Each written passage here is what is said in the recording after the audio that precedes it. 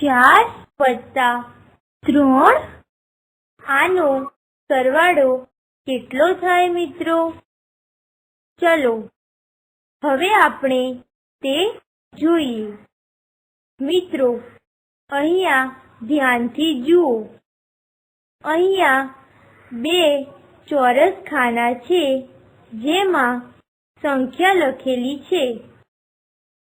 હવે લીલા કલરવાળા ચોરસ ખાનામાં જેટલી સંખ્યા છે એટલા જ સફરજન બાજુમાં આપેલા ખાલી લંબચોરસ ખાનામાં મૂકો અને આવી જ રીતે પીળા કલરવાળા ચોરસ ખાનામાં જેટલી સંખ્યા છે એટલા જ સફરજન બાજુમાં આપેલા ખાલી લંબચોરસ ખાનામાં મૂકો।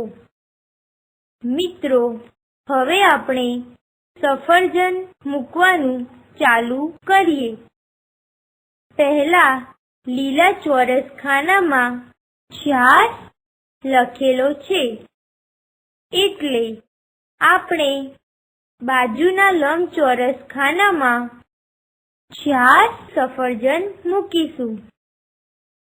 બીજા પીળા ચોરસ ખાનામાં 3 લખેલો છે એટલે આપણે બાજુના લંબચોરસ ખાનામાં 3 સફરજન મૂકીશું। હવે મિત્રો બાજુમાં દેખાતા બંને લંબચોરસ ખાનામાં રહેલા સફરજનને ગણી લઈશું।